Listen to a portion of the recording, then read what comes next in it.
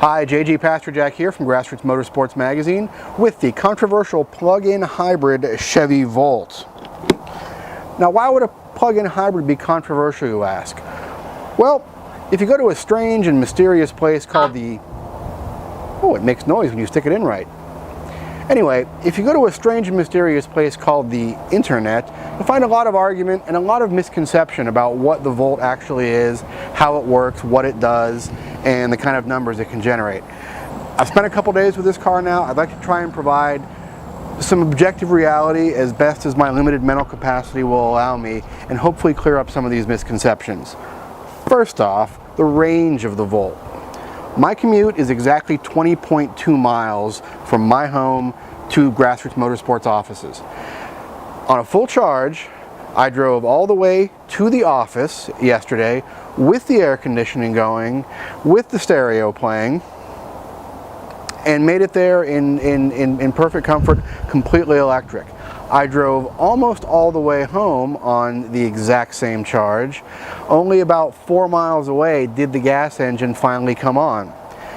Now, that completely verifies Chevy's claim of 35 miles of commuting. That was all AC, that was all stereo, and that was all very, very normal driving. So, 35 miles completely gasoline free. So let's take a look at the average commute of the average American. It's about 26 minutes, about 16.2 miles. That's the average American. Yours may be more or less. But if you're the average American with a 16.2 mile commute, you're going to be doing that commute both ways with AC, nearly gas free, unless you're in a lot of stop and go traffic and that gas engine has to come on. So that's a real thing. So, what did it take to charge it? Well, on 110 volts, standard household current, the Volt can accept a full charge in about 10 hours, and that's about 10 kilowatts.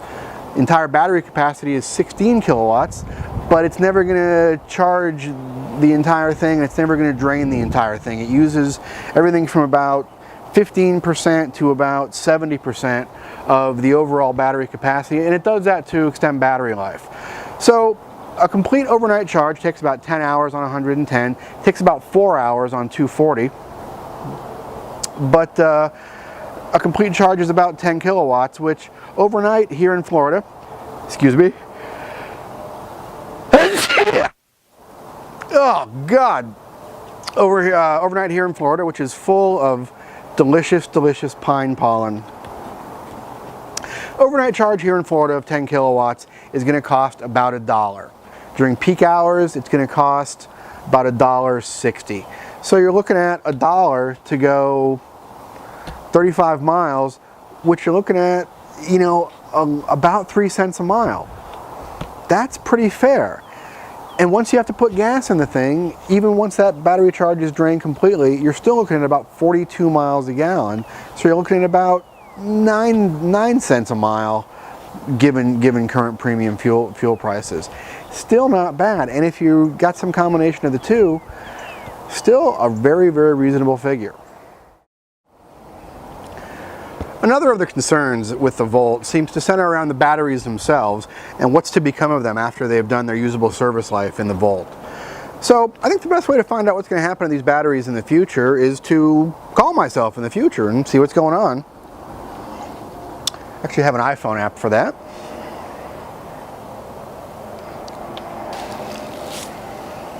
Hello. Hey, future me, what's up? Hey, what's up, my ninja? How's that wiener surgery healing up? Wiener surgery? Wait, what year are you calling from? 2011. Oh, shoot. Well, little piece of advice, that fall trip you have planned to Denver in 2014, might want to skip that. Okay, fair enough. Look, I'm calling about the Chevy Volt. Remember that? Oh, yeah, I remember those. Those were around for a few years in your day. Chevy then replaced the Volt with the Watt. The what? Exactly. Exactly what? That was the base trim. You could also get a Just Watt and a Precisely Watt. That one had a sunroof. Exactly what are you talking about? No, Precisely. Look, do you know what? I know them very well. I've had 2 of them. Look, I'm not concerned with that now!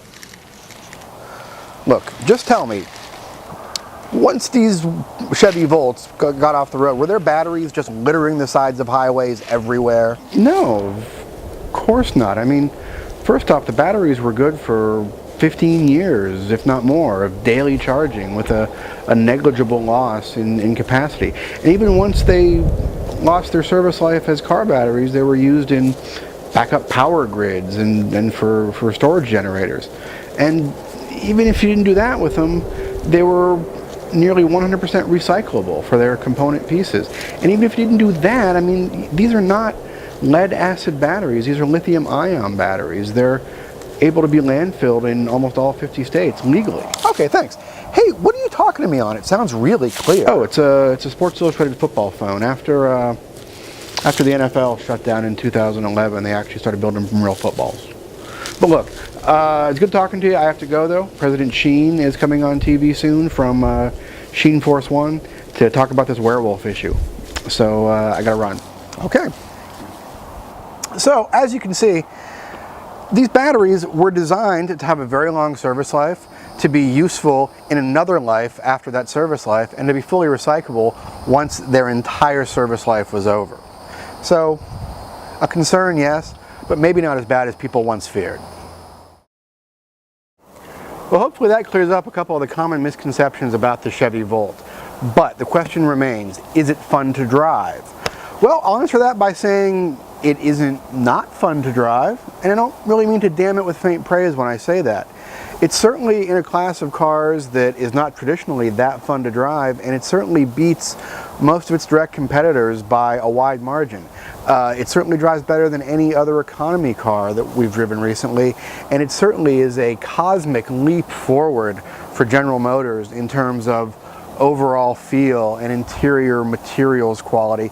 Yeah, there's a couple of cheap plasticky panels in there just to remind you it's still a General Motors product, but overall they have improved by leaps and bounds, just with the general feel of everything and the tactile sensations inside the vehicle.